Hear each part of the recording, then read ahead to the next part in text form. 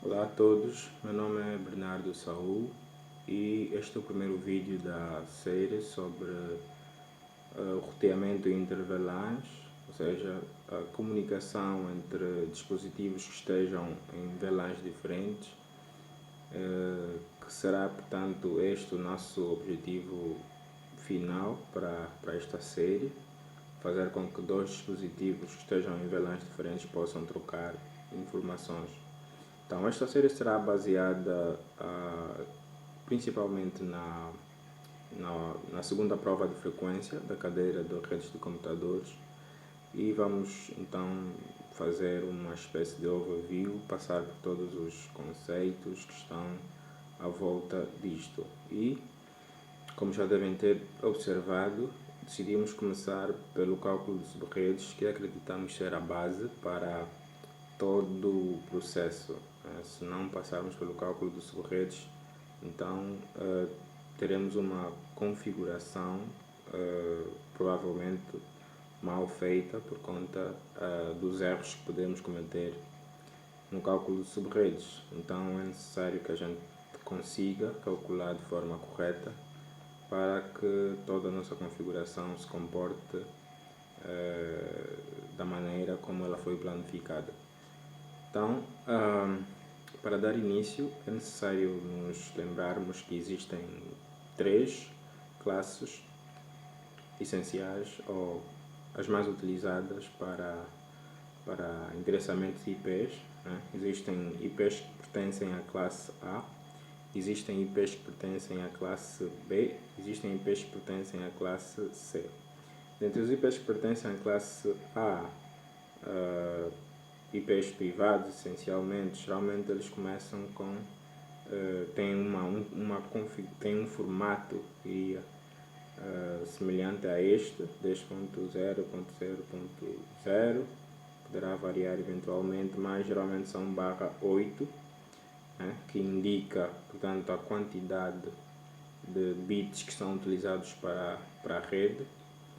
Os IPs da classe B geralmente começam em 172 e têm configurações semelhantes a esta, e são geralmente /16. Os IPs da classe C começam geralmente em 192 e têm configurações semelhantes a estas, né? São geralmente /24. Então, estes números que estão aqui são os prefixos, indicam a quantidade de bits que são utilizados para a rede. Portanto, se buscarmos cada uma das máscaras subrede desses IPs, para o /8 nós teríamos 255.0.0.0, okay? Para o /16 nós teríamos 255.255.0.0. Para o /24 nós teríamos 255.255.255.0. Okay? Cada um desses IPs transformados em binário, nós teríamos para o IP da classe a sua máscara de subrede em binário seriam 8 bits, okay? Em nível lógico alto seria 8 bits 1, 4, 5, 6, 7, 8, e o resto seria 0.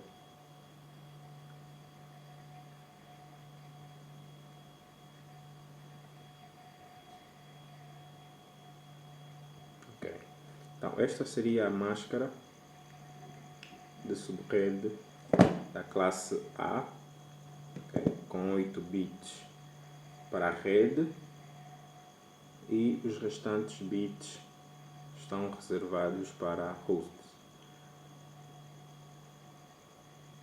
Um IP da classe B, a sua máscara de subrede em binário teria o formato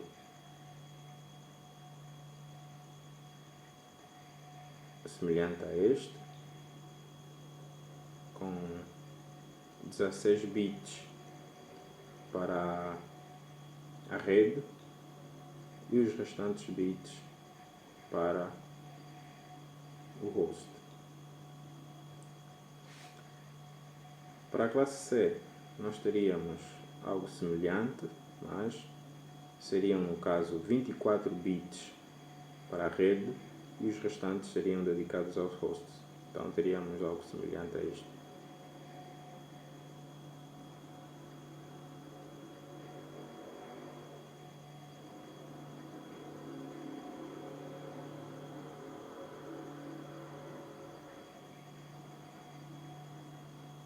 Ok. Então, como podem observar, para o IP da classe A nós temos 8 bits para a rede e os restantes são para a host, por isso é que é 1/8. Temos 16 bits para a rede para o IP da classe B, por isso é que nós temos /16. Temos 24 bits para o IP da classe C, por isso é que nós temos 1/24. Então, a máscara de subrede vai ser sempre desenhada em função do prefixo que nós tivermos aqui. Por exemplo, no exercício que veio para a prova,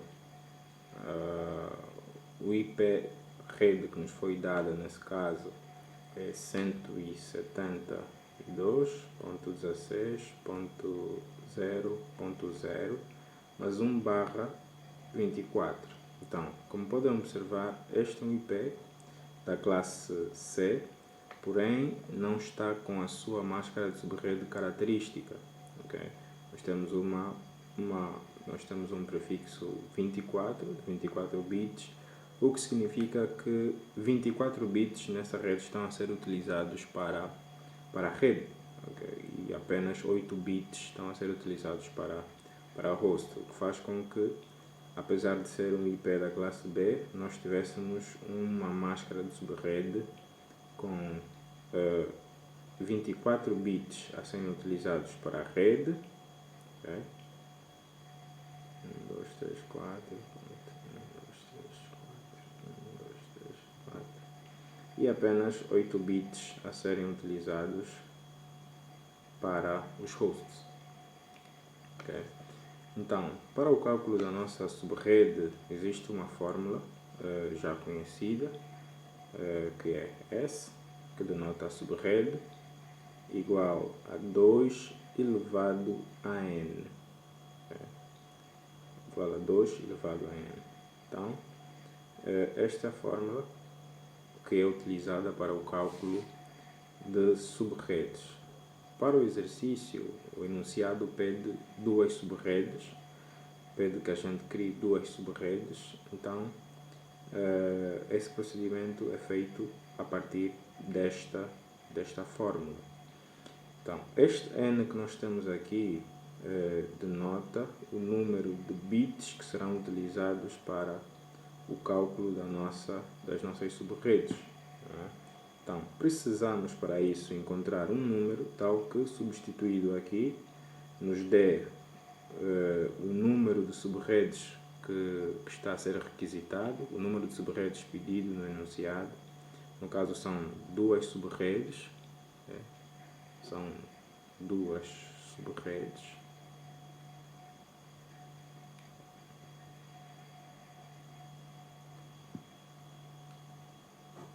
Ok? Então, qual é o número que, substituído em n, nos dê 2? Então, nós teríamos 2 elevado a 1, 12 elevado a 1 é igual a 2, e, portanto, S, que seria o número de subredes, seria igual a 2. Então, este número, conforme disse anteriormente, seria o número de bits que está a ser utilizado para o cálculo das nossas subredes. E, por conseguinte, será o bit que será emprestado aqui do nosso octeto correspondente aos hosts. Okay?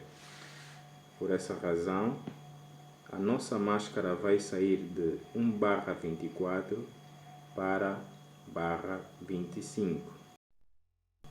Então, como é que tudo isto se processa? Se nós dissermos que estamos a utilizar um bit para o cálculo das subredes, significa que, para além dos 24 bits que estão dedicados, que já estão aqui dedicados à rede, vamos utilizar mais um bit que será emprestado dos hosts. Okay? Então, este primeiro bit, ao invés de permanecer em 0, vai passar para 1 e, consequentemente, a nossa máscara vai sair de 1/24 para 1/25. Então, para melhor compreensão, nós vamos passar primeiro para a notação que nos permite calcular cada uma das subredes e depois reescrever então a nossa máscara. Então, devem estar lembrados desta notação posicional, que em geral nos permite fazer as conversões de binário para decimal e vice-versa. Okay? Nós teríamos 16, 32, 64 e 128. Então, conforme dissemos atrás, este número que nós temos aqui corresponde à quantidade de bits que nós vamos utilizar para o cálculo das nossas subredes. E este resultado que nós temos aqui, para além de nos dizer o número de subredes que serão criadas a partir deste cálculo, nos diz também o número de combinações possíveis que nós podemos fazer com o bit ou com a quantidade de bits que estão a ser utilizados para o cálculo da própria subrede. Okay? Então, se nós temos apenas um bit a ser utilizado e nós temos duas combinações para fazer com este bit, significa que este bit ou pode ser 0 ou pode ser 1. Okay? Então, é com base nisso que nós vamos calculando, que nós vamos obtendo as nossas subredes. De maneira que, por meio desta notação posicional, nós pegamos na primeira combinação de bits e posicionamos desde o bit mais significativo, que é este, que fica, portanto, à esquerda, nesta orientação, desde o bit mais significativo ao bit menos significativo. Então nós posicionamos os nossos bits que são utilizados para o cálculo da subrede. Como para este caso estamos apenas a utilizar um bit, então vamos posicionar a primeira combinação, que é 0, né? E os restantes bits serão preenchidos com 0. Então, a nossa primeira subrede, no caso, vai ser resultado desta primeira combinação. Então, a nossa primeira subrede será, no caso, 172.16.0. Okay? Então, esses são os três octetos que estão a ser utilizados pela rede, em princípio. E aqui no final colocamos o ponto 0, porque estamos diante da primeira combinação do bit que está a ser utilizado para o cálculo da subrede, que também é 0. Okay? Então nós temos aqui ponto 0, mas a nossa máscara de subrede já altera para /25, o que escrito em decimal ficam 255.255.255, que eram os 24 bits iniciais, mas aqui já será ponto 128, okay? Porque se escrevermos isso em binário, então nós teríamos 1, 2, 3, 4, 5, 6, 7, 8, ponto, 1, 2, 3, 4, 7, 8, e aqui teríamos 1 e os restantes seriam 0, né? 4, 5, 6, 7. Okay? Então, este 1, por estar na posição deste 128, Então significa que está em nível lógico alto e, portanto, a máscara em binário é escrita desta forma. Então, este valor aqui em decimal corresponde a 128, enquanto os restantes correspondem a 255. Então, essa seria a nossa primeira subrede. A nossa segunda subrede seria, portanto, com a segunda combinação do bit que nós estamos a utilizar para o cálculo da subrede. Okay? Então, nós temos, podíamos escrever aqui combinações. Né? Primeira combinação é apenas 0, a segunda combinação é 1. Okay? Então, vamos pegar na segunda combinação para calcularmos a segunda subrede e posicionar também desde o mais significativo, okay, o MSB, e os restantes serão 0, pois estamos a utilizar apenas um bit. Então, essa é a nossa segunda subrede. No caso, será 172.16.0.128, porque aqui na segunda combinação nós temos esse bit ativo.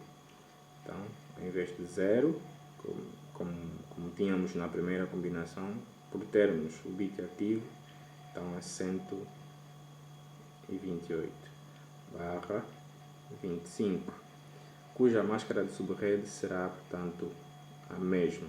Né? Será 255.255.255.128. Então, em binário também será a mesma que esta, né? Por serem as mesmas máscaras.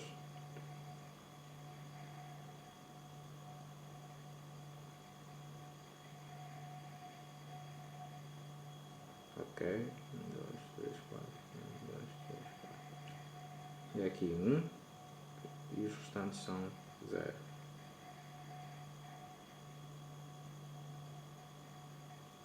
Ok, então temos assim calculadas duas subredes conforme o exercício pedia. Outros elementos importantes é sabermos qual é o primeiro IP válido de cada uma das redes e o último IP válido de cada uma das redes. Bom, para a nossa primeira subrede, que no caso é este IP que nós temos aqui descrito, o primeiro IP válido desta subrede será o IP que geralmente é utilizado para o gateway, e será o 172.16.0.1.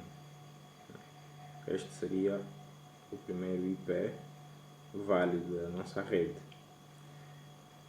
E o último IP válido desta rede, sendo que esta subrede termina em 127, okay? Então o último IP válido desta subrede seria, no caso, este seria o primeiro IP válido,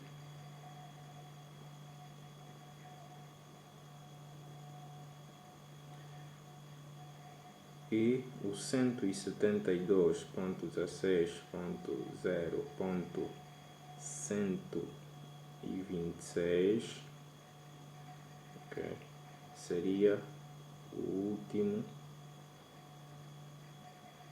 IP válido.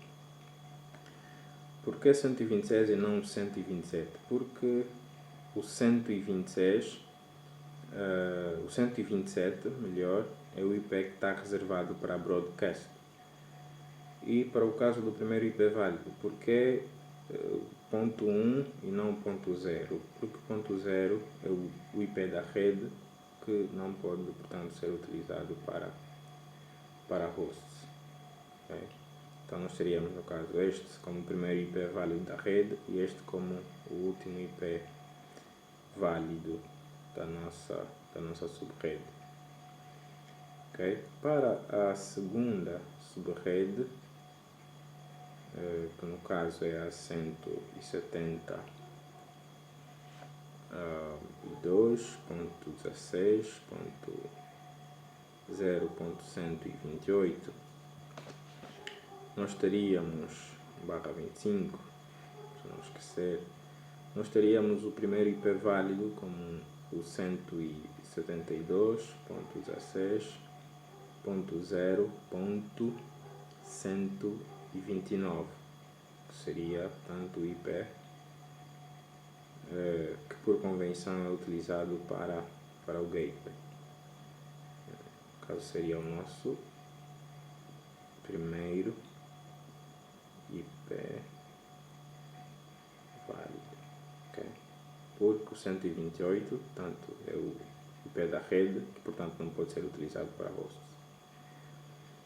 E o nosso último IP válido seria, portanto, 172.16.0.254, porque esta rede termina exatamente em 255, que seria, portanto, o IP de broadcast, e que, portanto, também não pode ser utilizado para as máquinas, para fim de hosts. Então, este seria o último IP válido. Okay? Tendo isto, acredito estarmos em condições para partir para a configuração da nossa rede no Cisco Packet Tracer. Então, espero que tenham gostado e tenham aprendido alguma coisa. Se tiverem alguma dúvida, deixem aqui nos comentários e deixem também o like no vídeo, partilhem com os colegas que ainda têm alguma dificuldade. Aí vamos discutindo as vossas dúvidas que deixarem aí nos comentários, tá? Um abraço, tamo junto.